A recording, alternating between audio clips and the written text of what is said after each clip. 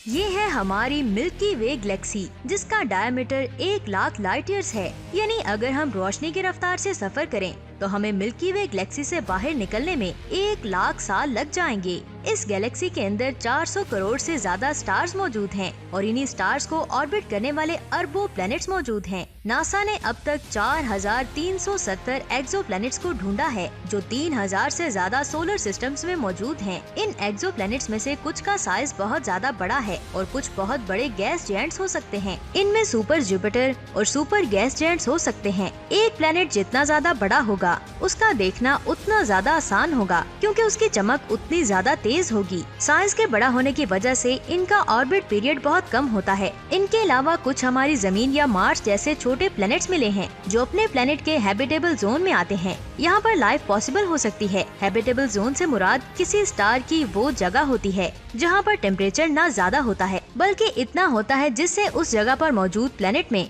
पानी liquid form में रहता है। और आपको पता है, जहाँ पानी हो वहाँ लाइफ भी पॉसिबल हो सकती है। अभी तक साइंसदानों ने सिर्फ और सिर्फ 4,370 एक्सोप्लैनेट्स को डिस्कवर किया है। और मैंने वीडियो के शुरू में बताया कि हमारी मिल्की वे गैलेक्सी में 400 करोड़ से ज्यादा स्टार्स मौजूद हैं और इन स्टार्स को अरबों प्लैनेट्स ऑर्बिट कर रहे हैं। लेकिन साइंसदानों ने अभी तक सिर्फ और सिर्फ 4,370 एक्सोप्लैनेट्स ढूंढे हैं। हम कैसे कह सकते हैं कि हमारी कायनात में एलियंस लाइफ पॉसिबल नहीं हो सकती? हो सकता है कि हमारी मिल्की वे गैलेक्सी में भी कई हजारों ऐसे प्लैनेट्स मौजूद हों जहां पर एलियन लाइफ मौजूद हो, लेकिन हम इंसान वहां तक न जा सकते हैं और न ही देख सकते हैं।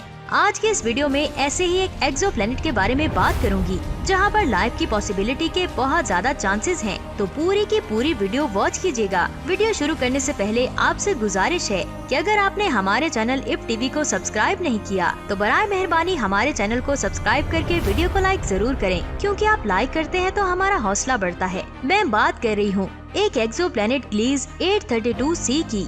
ये प्लैनेट कायनात के खूबसूरत प्लैनेट्स में से एक है। साइंसदानों के मुताबिक यहाँ पर एलियंस लाइफ हो सकती है। ये प्लैनेट एक स्टार ग्लेशियर 832 के गिर्द ऑर्बिट करता है, जो हमारी जमीन से 16 लाइट ईयर्स दूर गुरुस कॉन्स्टेलेशन में मौजूद है। ये एक हल्का रेड ड्वार्फ स्टार है। इसकी चमक हमारे सूरज की चमक के 0.7% हिस्से के बराबर है। स्टार का मैस और डायमीटर तकरीबन सूरज से 2 गुना छोटा है। इस स्टार की सतह का टेम्परेचर 3,300 डिग्री सेल्सियस तक पहुँच जाता है। स्टार की चमक कम होने की वजह से इसका हैबिटेबल जोन भी इस स्टार के बहुत ज्यादा करीब है, जिसकी वजह से ये प्लैनेट अपने स्टार के हैबिटेबल जोन में आता है और अपने स्टार के बहुत ज्यादा करीब है। साइंसदानों के मुताबिक जुपिटर के साइज के 2 प्लैनेट्स इस स्टार के गिर्द ऑर्बिट कर रहे हैं। 2008 में साइंसदानों ने सबसे पहले प्लैनेट ग्लीज 832b को डिस्कवर किया, जिसका मैस जुपिटर के मैस का 2/3 है। ये अपने स्टार का एक चक्कर 9.4 सालों में कंप्लीट करता है, यानी इस प्लैनेट का एक साल 9.4 सालों के बराबर है। इसके बाद साइंसदानों ने 2015 में ग्लीज 832c प्लैनेट को डिस्कवर किया और इसको मजीद स्टडी किया गया। इसके बाद इंटरनेशनल साइंसदानों की एक टीम,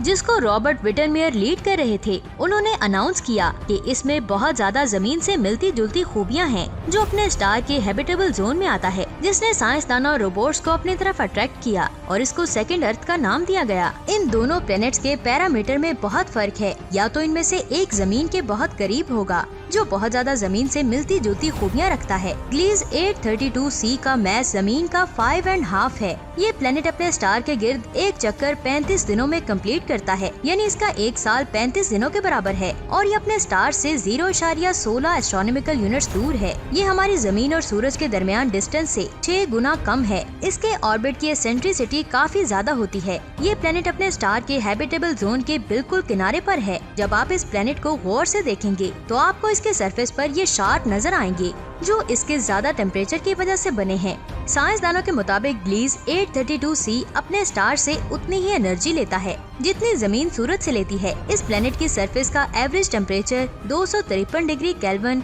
या 20 डिग्री सेल्सियस जीरो से नीचे है। इस प्लैनेट का एटमॉस्फेयर बहुत ज्यादा डेंस है और हो सकता है कि ये अपने स्टार के बहुत ज्यादा करीब होने की वजह से टाइडली लॉक्ड होगा, जिसकी वजह से इसकी एक साइड अपने स्टार की तरफ और दूसरी साइड अपने स्टार के दूसरी तरफ होगी, जिसकी वजह से इसकी एक साइड पर दिन और दूसरी साइड पर रात होगी। जो साइड अपने स्टार की तरफ है वहाँ मुसलसल रोशनी पड़ने की वजह से बहुत तेज हवाएं चलती हैं। अगर एटमॉस्फेयर सच में ऐसा डेंस है तो ये बताना जरूरी है कि 2017 में एस्ट्रोफिजिसिस्ट्स की ऑब्जर्वेशंस, जो कि टेक्सास यूनिवर्सिटी यूएसए में थ्योरी पेश की थी, उसको फॉलो करते हुए ये पता चलता है कि ग्लेशियर 832 के सिस्टम में एक तीसरा प्लेनेट भी हो सकता है। इसका मैस जमीन के 1 से 15 गुना हो सकता है और ये एक मुस्तकिल मिकदार में चक्कर लगाता है, जो अपने सेंटर से 0.25 से 2 एस्ट्रोनॉमिकल यूनिट्स तक है। लेकिन इस वक्त ये प्लेनेट अभी सर्च किया जा रहा है। अब हम इमेजिन करते हैं ग्लीस 832c पर जिंदगी के तस्वुर के साथ ये प्लेनेट कैसा नजर आएगा। सबसे पहले हम इसकी ग्रेविटी के बारे में बात करते हैं। इसकी ग्रेविटी हमारी जमीन से बहुत ज्यादा है। साइंसदानों को अभी इसके डायमीटर के बारे में कुछ भी नहीं पता और इसकी ग्रेविटेशनल फोर्स को भी एग्जैक्टली काउंट नहीं किया जा सकता।